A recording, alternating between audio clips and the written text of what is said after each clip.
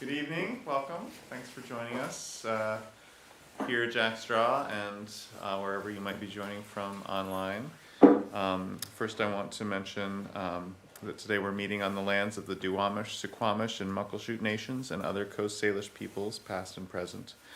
And the staff, board, and artists of Jack Straw acknowledge that we're living, creating, working, and playing on the traditional land of the first people of Seattle and the Salish Sea, and we honor them and the land itself with deep gratitude. And we really appreciate you all being here with us in this moment, and Laura bringing her wonderful work here. And thank you to Ayesha and Zios who are making the audio and video all happen tonight. So this is a part of one of our artist residency programs, the New Media Gallery program. We also have the artist support program, the writers program, and these are all different ways that we help artists, create and present their work. As we come into the spring, we got a bunch of great events coming up that are starting to populate our website and will be on our e-news if you want to join that, learn more about them.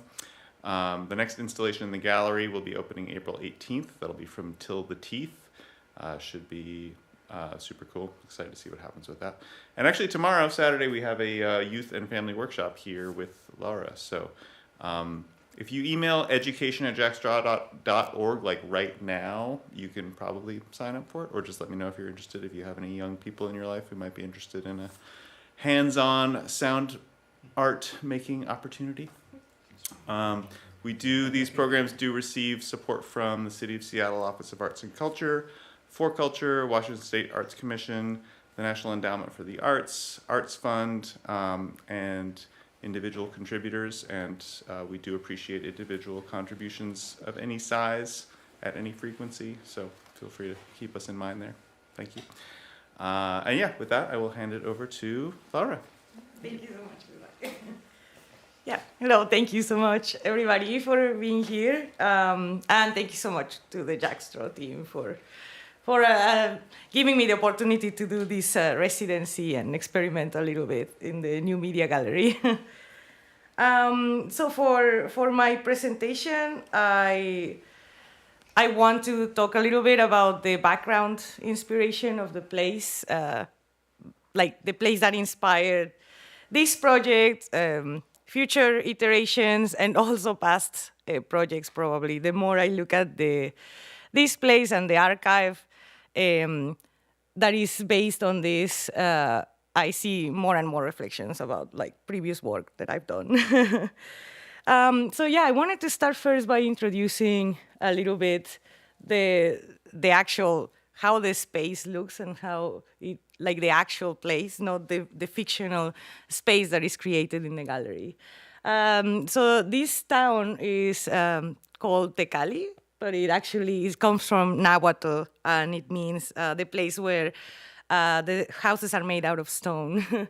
So Tetl and Cali is kind of this a Nahuatl word. And as you see, the landscape is just really arid, desertic. There's not much agriculture going on, and it's surrounded by hills, mountains, and volcanoes.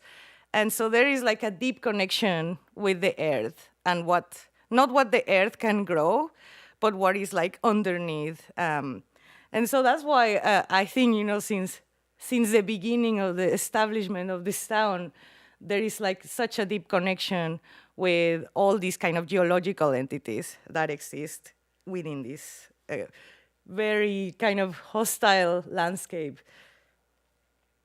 The picture on the left is from 2025, and the picture from the right is actually from the personal archive from my mother from the 90s. So you can see there's not a lot of change yet, at least in the immediate surrounding landscape around the actual town of Tecali.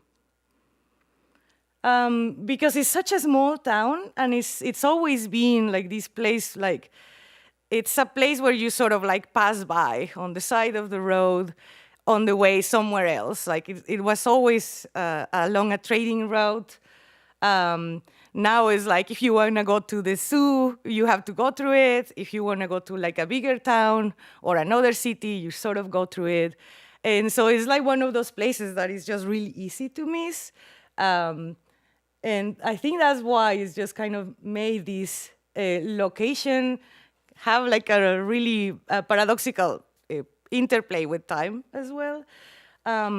So yeah, this is how it looks when you are kind of going into the town. There's really not much around, and then suddenly you start seeing these like some semblances of developments that started to appear, but then for many reasons they just didn't take off. And so you have these dilapidated or abandoned constructions along the way. So it kind of, it's a very desolating and marginal place. I think from the beginning, just from the geographical characteristics and qualities, but also because of how it's being positioned, in terms of other bigger cities. It's also like one thing that always catches my eye is this white dust. So it's a place that has a lot of onyx, a lot of marble, a lot of limestone, because there's not a lot of agriculture. Everything over the centuries has revolved, all the life, all the everyday activities revolve quite a lot around quarries and along mining these materials. And so the whole town, once you spend a couple of days there and you notice your skin feels coarser, your nose, like this white dust is everywhere, like this limestone dust. And so the streets are quite white or grayish. So there is this very particular smell also, this dryness to the air. So for me, every time I go to this place, it sort of starts creating this, it has a very strong identity just because of all these relationships just to the landscape and everything that kind of lies underneath, and then they are kind of bringing out through industry or through craftsmanship. As I said, it's like on the side of the road, so a lot of the crafts that you can buy, they're all located along this main street. And so a lot of these sellers, as you go into the town, there is like this main street, and everything you start seeing is like onyx and marble. Onyx and marble. There is also this like really surreal, and I think this is in general in Mexico, this kind of syncretism of things and this kind of like make-do approach to things, so to selling things. So you have like a hair salon where they also sell onyx and marble. And you can get your nails done and buy some onyx and marble as well. Get waxed. So, and then next door, you can also do your groceries as well. And then there's probably people living upstairs, so that's like a little bit of a balcony there. So there is all this amalgamation, like accidental assemblages that are like so particular as well.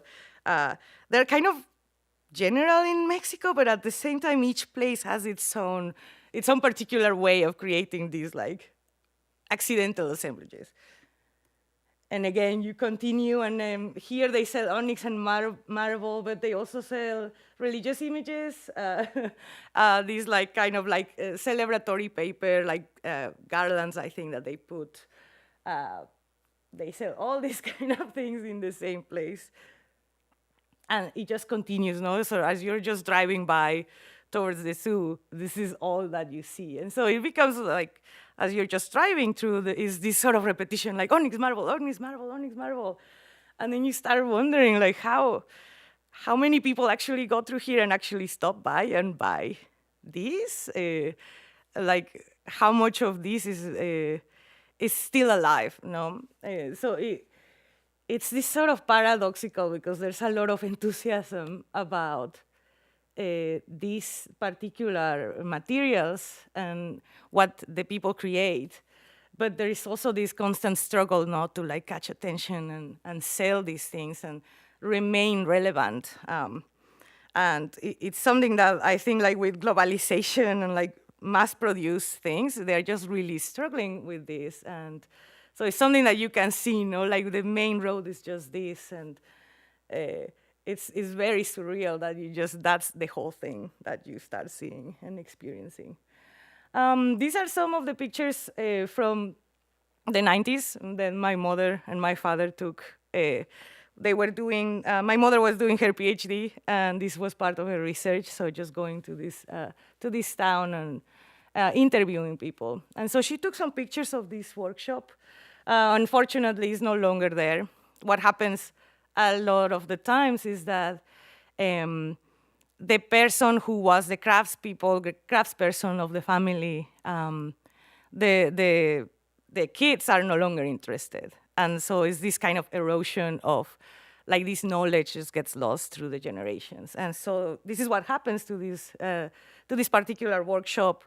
The owner, the kids didn't want to continue, and so it just got totally lost. So yeah, these are from the 1990, 91, probably. Yeah, and this is what some of the things, that they are doing and creating.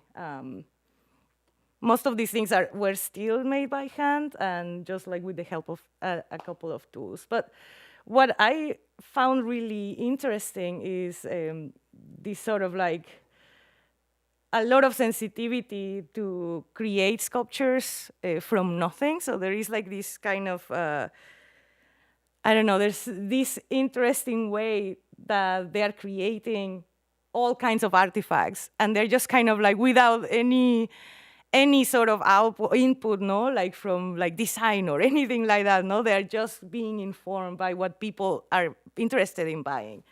And through that, they're creating these like really interesting artifacts. And one of those you can observe outside in the lobby, this little rooster. That, I mean, it's so unique. I've never seen this sort of design. And so even then, it's like even quite innovative and daring designs that are kind of being born from this, I guess, just from this enthusiasm, of just putting this craft out there. Again, some little examples of this. And this is the shop in the 90s. So this was quite inspiring for me. I went this year back to Tecali, and I was able to visit a workshop in 2025. And so I kind of wanted to show you, because when I went here, the sound qualities or the sound personality of the whole place was really inspiring to me, but also seeing just like how many things seem to have changed, but at the same time they didn't. So I don't know, there was this kind of really interesting connection that I was starting to find just with the personal archive that I had stumbled upon from my mother, and then just encountering this place again, and especially, so this is like a little collage, very raw collage, but I was just kind of hoping this will come back later on in my presentation, but this idea of like trying to capture a little bit of a place through these technological devices, the camera, the sound recordings, and this is kind of like a prevalent theme across my work, but this is kind of like just to get a little piece of this place in Seattle, I guess.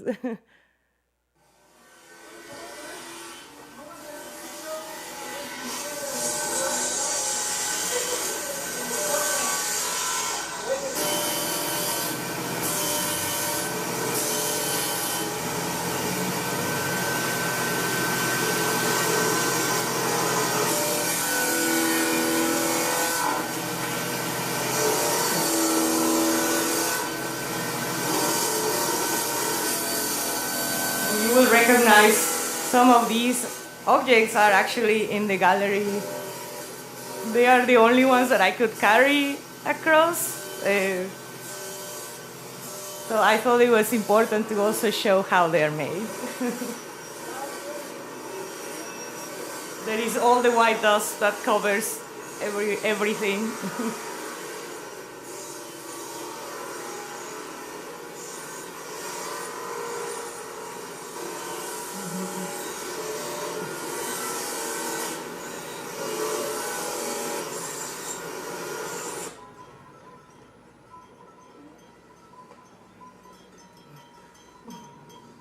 And then just as I was recording inside the workshop, we heard this procession of bells. And I was like, what is that? What is that? And it was this, they were just taking them out to eat.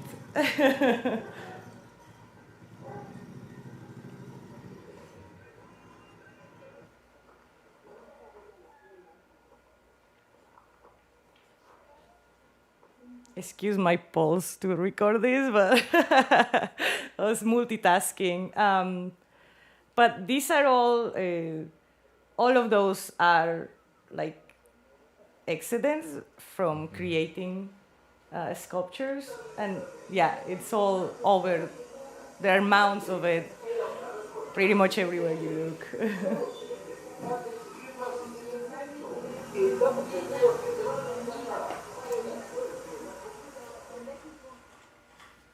So that was my dad recording.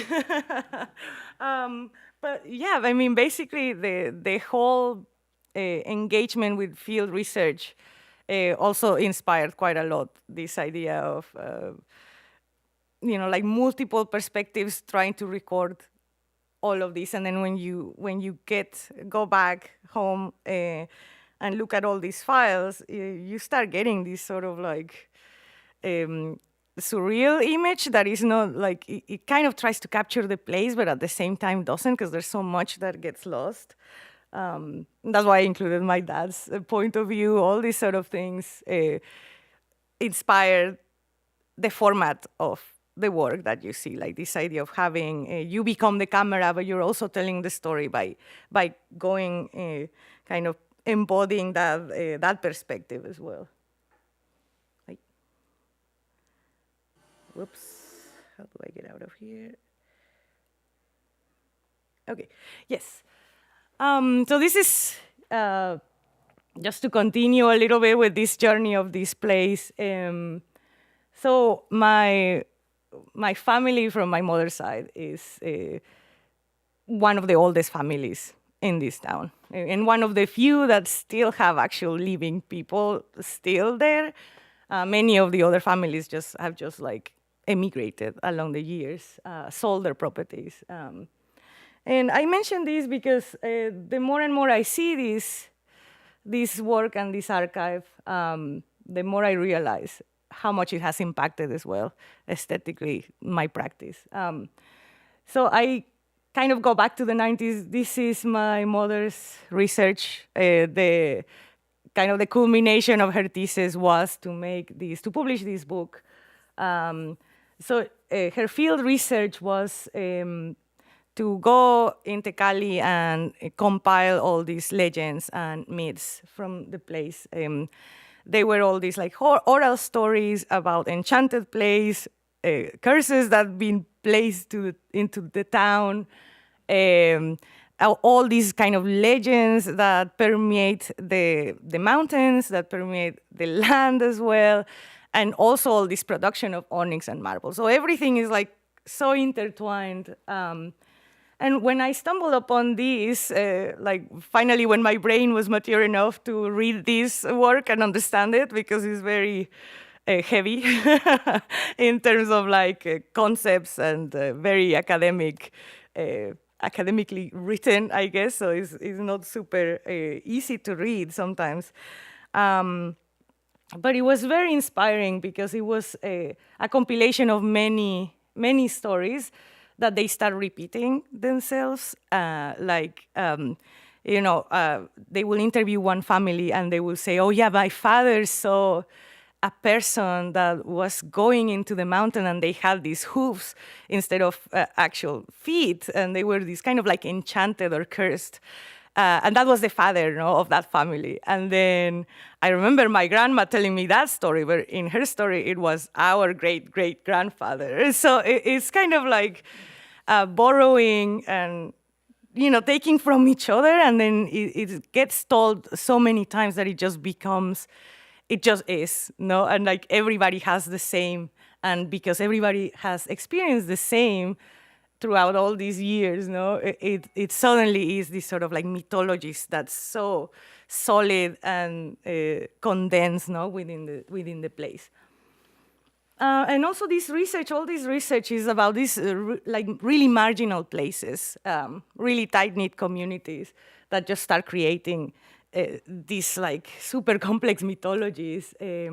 But also they are really complex because they are really non-linear narratives, and that's something that really inspired me. And so from that, I was just like diving into the archive.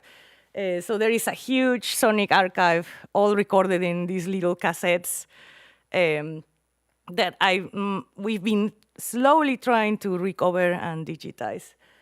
And so I was listening to some of them. This is like that one over there. That's my mom, and that bump is me.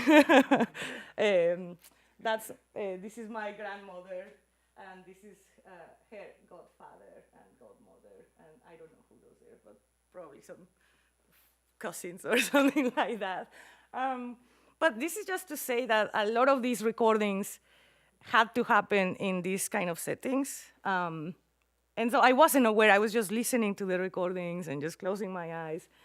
But there are all these sort of peripheral or accidental archives within that archive that was just about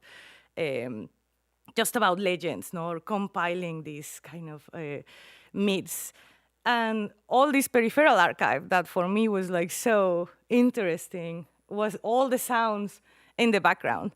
All the sounds that probably my father, because my father was recording, no, in the 90s with following my mom around. So my father was probably trying to, the truck will come by, and my father was probably trying to avoid that, or the rooster, or these goats, no, walking by. And also people talking, the radio. But this is basically the field research environment where these recordings happen.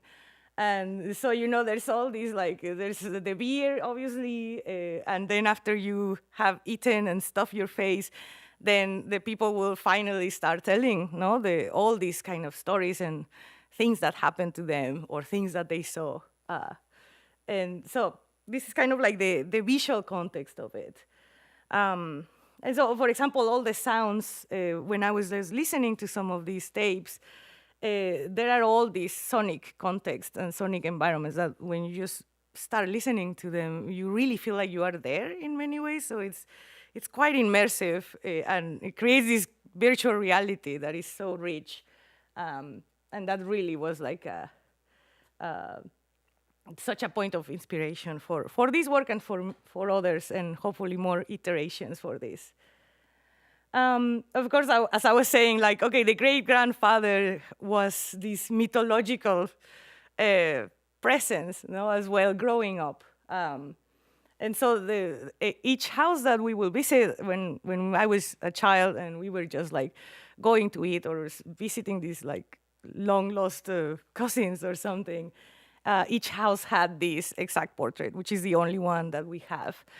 From the great-grandfather. And so it was this sort of face, presence, the wife, all of these sort of mythologies of space as well. And then on top of that, obviously each house, there is such a lot of, again, these assemblages, all these cultural assemblages and culturally loaded objects. That I think have always been so enigmatic, at least to me, just to observe them. I think anytime we find these sort of collages, our brains immediately want to decipher what sort of narratives or what sort of connections are there. So this is something that I grew up with, that I was exposed to. You have those little porcelain figurines that may or may not be porcelain. That's up to debate, for example.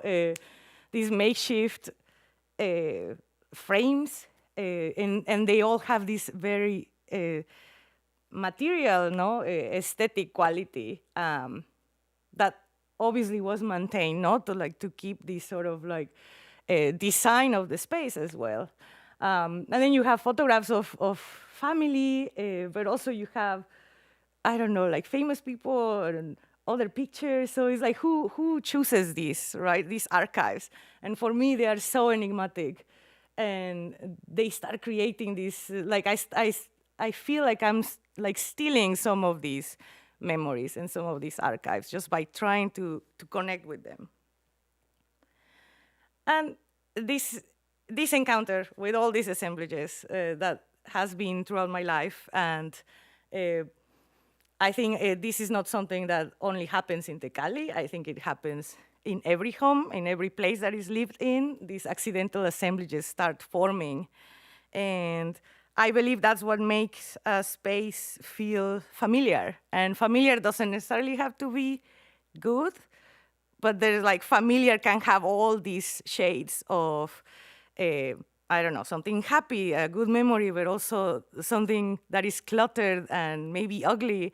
And so there are all these very complex emotional attachments. And sometimes this was really inspiring for me to start to think about this, perhaps using technology to investigate how these assemblages can be reconfigured and reassembled, and then reappropriated or reimagined, or in a way, like they sort of become, I guess, like the memories of the replicants from Blade Runner, in that sense that they start to morph. If we repeat them enough, do they become ours? If we tell ourselves this, if we explore them enough, do they become these familiar faces that we don't really know who they are, but they are just familiar now, and they're ours, for example.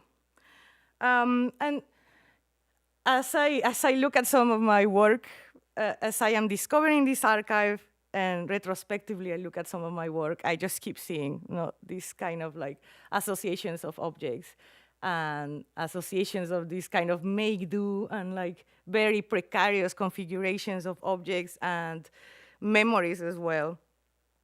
And one exploration is this, the idea of looking at software as perhaps this alchemic glue that allows me to explore this memory space that is uncertain and a little bit hostile as well.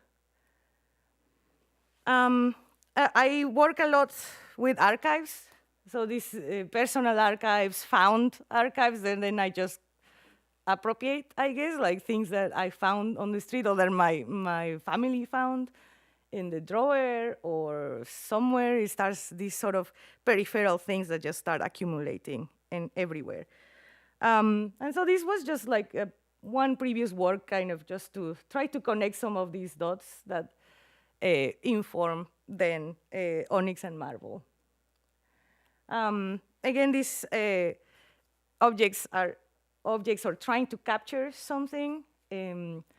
For me, the way that I have been trying to conceptualize this idea of appropriating objects is that some of them are so peripheral that sometimes it doesn't even matter exactly where you find them, but you keep finding them everywhere. And so it's kind of like these objects that time travel and space travel and culture travel as well, no? So this like the kind of like repetition of this sort of frame and these sort of things that you find, like just out of the corner of your eye, but is when you see them, suddenly you get drawn back to that specific place where you saw them. And from there it stems this idea of like how can I transform some of these things and capture them in another way, or try to inhabit them and go into them or walk around them. And this is where this, like the medium of XR or VR, I kind of have found a little place to call home, I guess, in terms of practice, is just this idea of maybe I can, by making all of these virtual and exploring or glitching some of the mechanisms of virtuality, through these technologies, maybe that's a way to start capturing some of these things, or trying to bring some of these things back. So these are some explorations of trying to turn 2D photographs from an archive and trying to turn them into these 3D models. And for me, this idea of the these algorithms which are trying to translate, no, like two-dimensional shapes and just colors.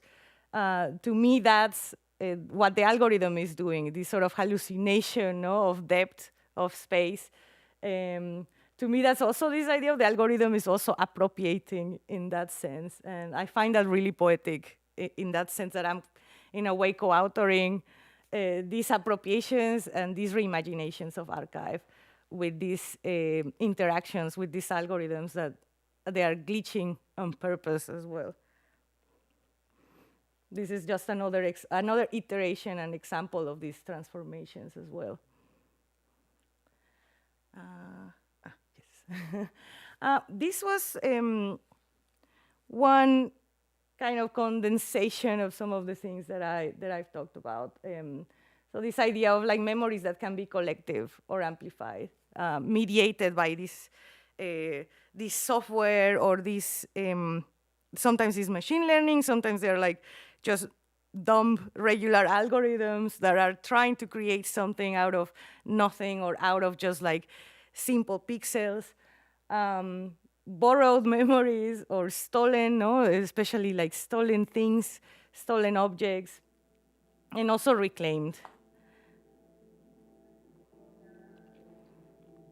So I'm just, this is one previous work where I was trying to explore a little bit what would be the role of the camera or multiple cameras kind of coming together.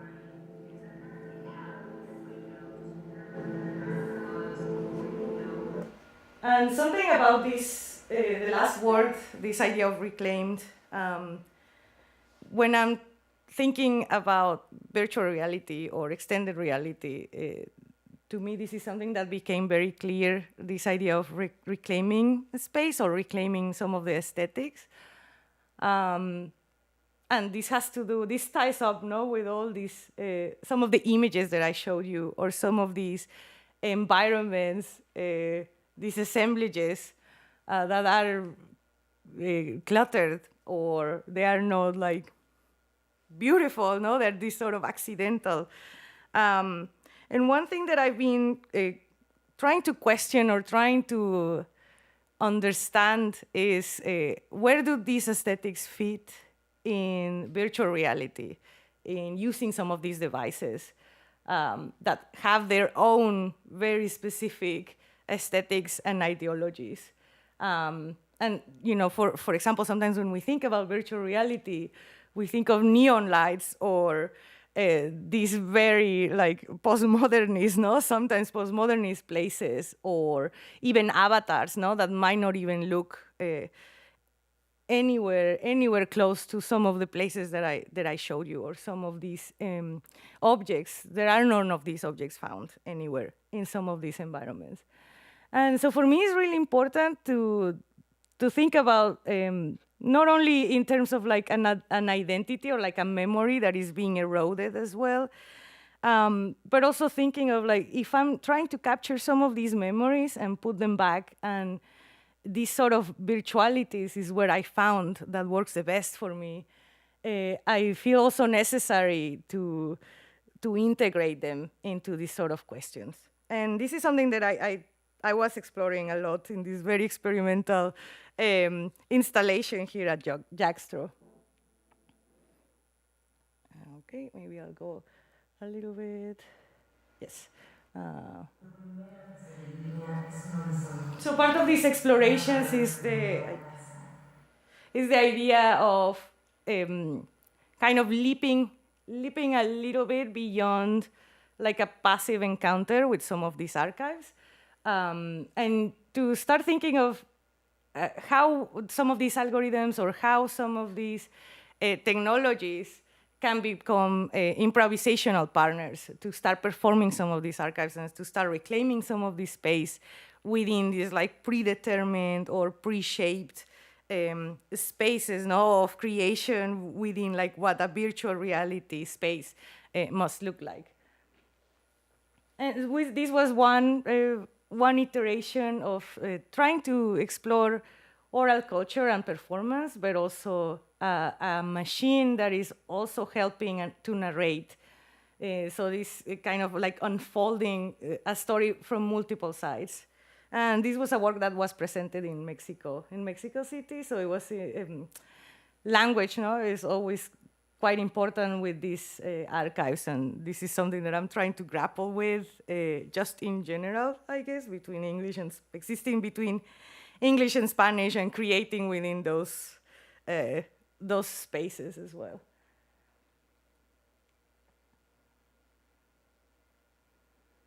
And then this is another iteration. This was like immediately before this residency. And I was really thinking about a story or a territory that, just as Tecali is hostile, a little bit hostile, because you kind of have to adapt to the land in many ways and respond to it and improvise around it. I was also thinking of an environment, like a virtuality that is not like this designed to make everything work for you.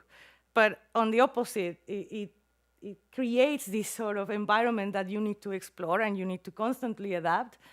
And sometimes it does what you want it to do, but sometimes it can kick you out of this place.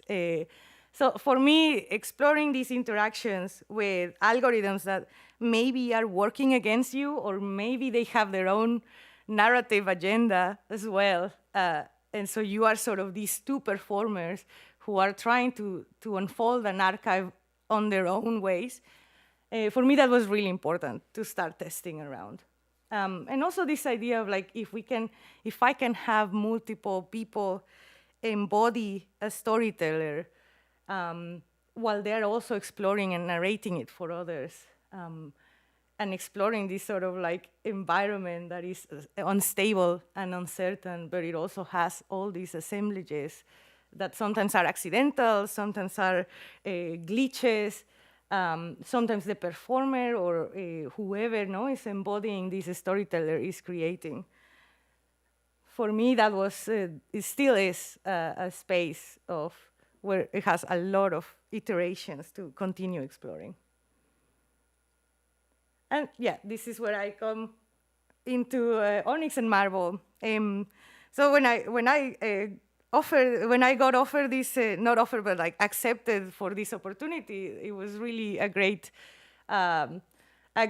place to start thinking, like, how can I think of performativity, but also a space that sort of starts to be built by asking people to claim it a little bit, or to reimagine it as if it was their own in many ways.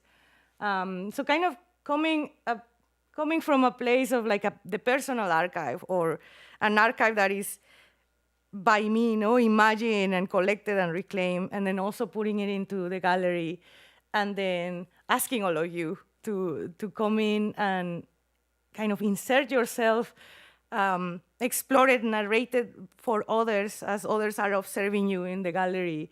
And then hopefully as you are exploring it, you're also finding, by this repetition of exploring, by these things that are changing around you, I was hoping, or I was interested to see what these relationships between encountering these accidental peripheral things, or scenes, everyday scenes that often get ignored, or that are often just like happily in the peripheries. What happens when you can actually start exploring them, and actually you are creating this sort of like cinema, sonic and visual cinema for everybody around you. And yeah, so for all of you who've seen the gallery, and for those of you who don't, I was trying to, or I've been always trying to imagine and consider algorithms, but also the engines, in this case game engines, that make these algorithms like live in this sort of ecosystem. And I've been trying to think of them as stages, like performative stages as well, and maybe even beyond stages, that they also start performing the space just by the behaviors and the constraints that they produce, by just deploying something like that. And for Onix and Marmol, I really wanted to explore a performance of a place that is always ongoing. So when you enter the gallery, this engine is already running. It's as if you were passing through the road, no? And you encounter this on the side of the road, this kind of fictional town. But things are already happening. It doesn't turn on for you. It's kind of on its own clock, and it's just ongoing in the gallery. But of course, there are some things that you can only when there's somebody interacting with it, they suddenly come into focus. And this is when I was really interested in seeing this interaction between maybe something that is adapting like the virtual reality, but also adapting artifacts, for example, or tools or instruments to start generating these stories. And so one gesture that I imagine and try to produce for within this residency was the idea of how can we explore virtual reality and explore these sort of narratives from a point of view that is not an isolation within like a VR headset, or is also not like this high-tech device that costs thousands of dollars, for example. But it's the device itself is an assemblage, and it looks ugly, and it has tape, and it's very low-tech. And for me, that was an artifact to create, to try to reclaim as well, not only what we do and how we create within virtual reality, but then how do we bring that back into this sort of like material space and in cultural material space as well. And so I created these very low-tech VR viewers kind of artifacts that instead of asking people to wear a headset, they're asking people, the audience, to basically come in and embody a camera, but also as they're embodying a camera, I'm also asking, that's a lot of asking, but I'm also like hoping that there is some sort of communal creation of this fictional town and appropriation of this. So this was the picture of the opening night, and so thank you all for that. Were here for the opening, and it was great to observe some of these things that were all quite like hypothetical ideas that I had about this piece, and also see it kind of take shape. And again, this is a part of a research, a larger body of research. Many questions I'm still like not sure how to continue working with them. As I mentioned, language, for example, the majority of this archive is in Spanish, and there's so much that gets lost in translation or without translation, no, as well, that the content becomes just sound, for example, vocalizations, no? But at the same time, you translate it, and you are sort of fixing it, no, in time and space. And so some of these decisions I try to explore. Okay, I'm just gonna try to create a fictional space or a space that is between this sort of semblance of reality of the Cali, but at the same time, the more you can explore it, the more it sort of starts becoming a kind of general space that then you can start inhabiting from your own experiences.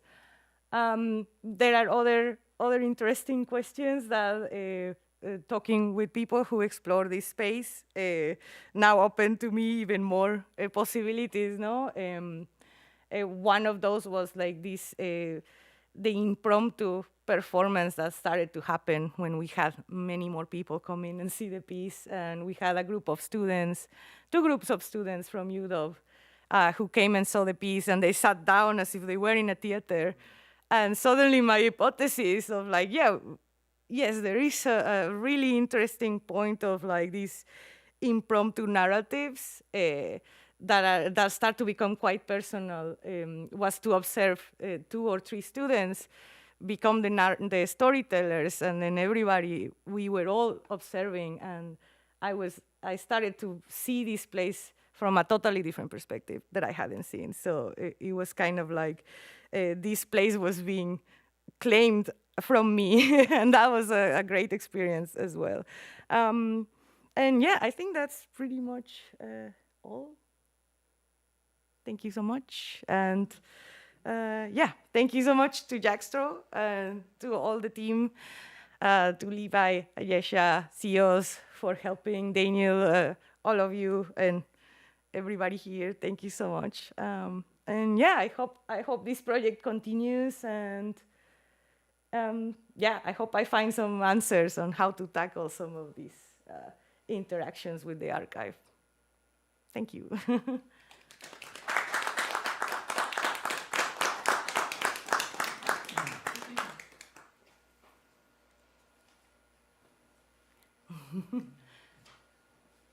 Yes, yeah. Yeah.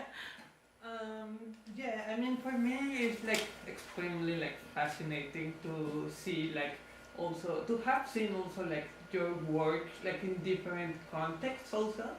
Um, like I think that sometimes for artists, like we tend to don't see what other people are seeing in our work. So in this case, I think I want to share also like some thoughts that I have been having while seeing this like evolution in the like in the different pieces that you have shown. I think that many times I have observed in your work this dialogue between like how is the archive built, but also like from a very personal perspective and like your own like history and but at the same time that can be like yeah like translated to many people from Tecali, not just like everyone or not just like Mexico, and I think that is like very unique. Like for example, how can you describe in this like globalized world? How can you like by reading this archive identify this uniqueness that is not like common in other towns or in other personal histories? And I think that's like extremely like yeah beautiful. So and also the thing that when you were talking about this like lost in translation, I was wondering if, for example, when you use this specific media, I think there are also some like a lot of things that become lost, like or that get lost. For example, taking a picture, like a photograph in the 90s, you can see like the color or even the expression of the people in that moment, but you cannot capture like the scent, or you cannot capture like the temperature or that other kind of things. So I was wondering if, for example, while you have been using these digital media, if there are some, or what are like these parts that get lost and that you have been working with. I don't know if that's like clear. Yes, yeah. Thank you so much for your comments, and thank you.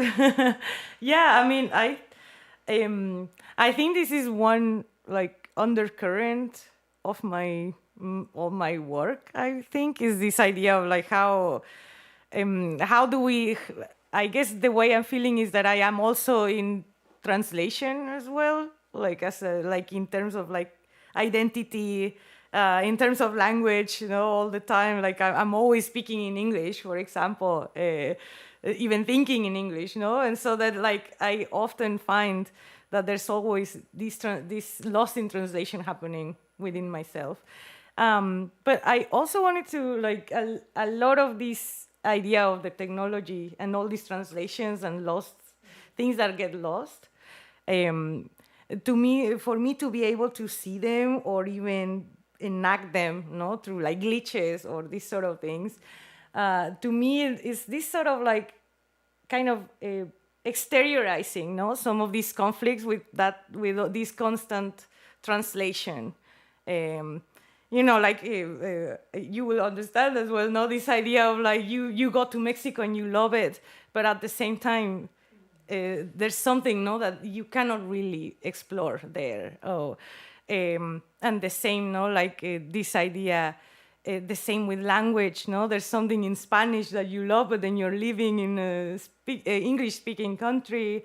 There's something that I love about the sound, about the voice, but then how do I use that, no, into something else?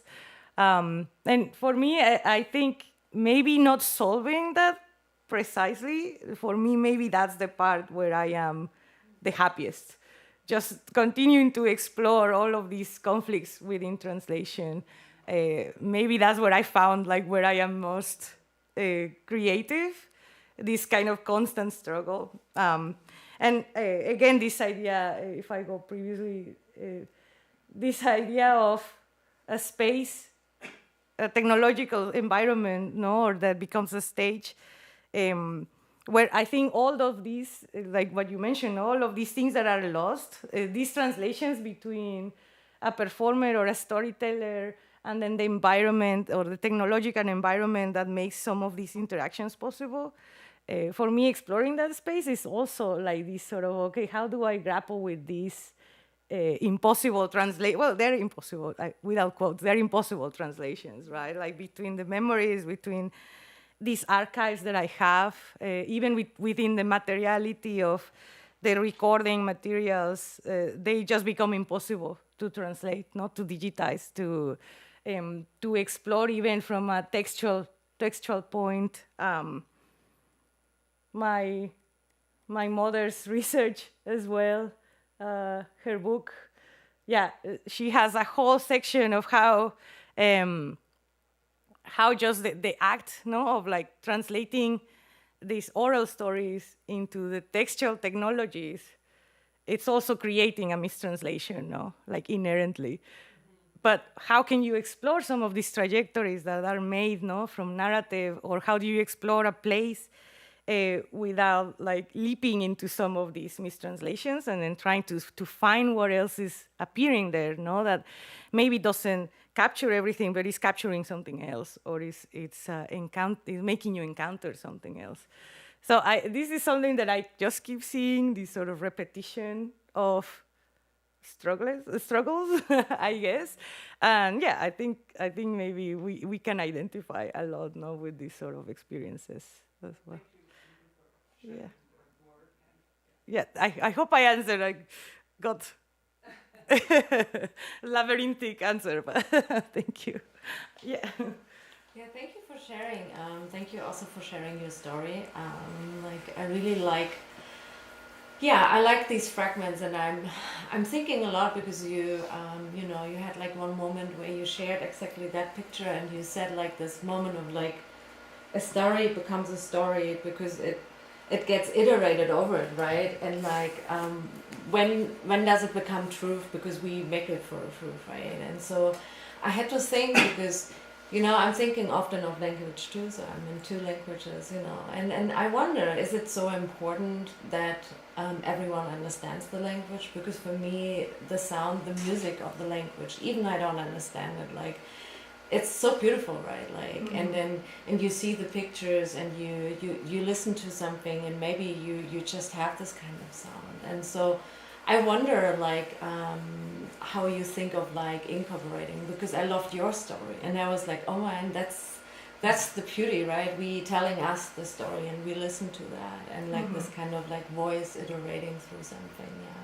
yeah. Yeah, I mean, I think there's so many ways. That's why I feel like this is like an unfinishable endeavor or project, no? Like all my life I'll probably be with the same question.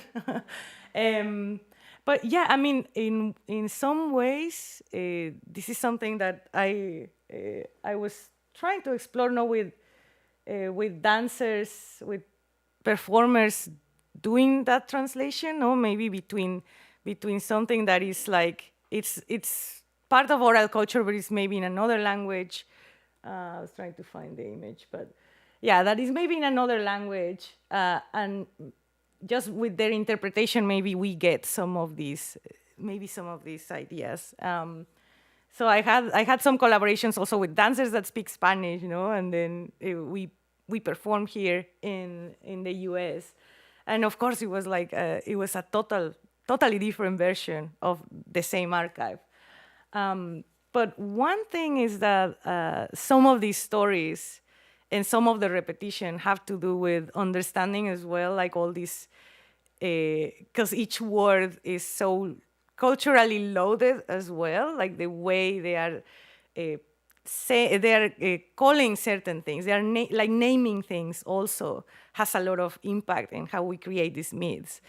And so for me, some of these stories is important that we can understand who is telling the story, but how they're telling it, and also who is the subject, no? And a lot of these stories, for example, they talk about the female figure, no, that is like enchanted and it's a witch or something like that, and they inhabit the mountains. And for me, and like some of them are like they were like these beautiful women in the town or something like that. And then it turns out they were like the neighbor, and like having these actual like names, to these people. To me, that's what grounds it into like it makes this sort of magic realism, that they suddenly tell you, well, these people actually they live next door. And that's how we realized, that they were actually witches because they were doing all this weird stuff. Or we saw this orb, going into the neighbor's house, and the next day she was covered in like feathers or something. And so it's important, that context of like it happened right there. And I think that's what gets lost sometimes. And to me, that's what makes some of these mythologies quite important in terms of that repetition, because they might not repeat like in places or in certain details, but because they repeat the same quality of people, the same quality of like what make them enchanted, And of course, they all have a very specific agenda, some of these stories and some of these mythologies. And some of them are created to cope or endure, For example, the land endure violence, marginalization. And so for me, it's important as well to have that when I'm working with this archive as well. So I'm just trying to like how to do it. But I think there's no wrong way to do it. And exploring every way, there's always something, that becomes quite interesting as well. But yeah, thank you.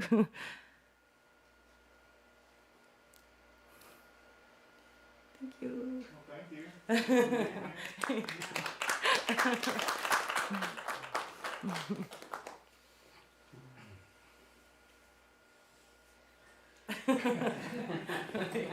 What to do?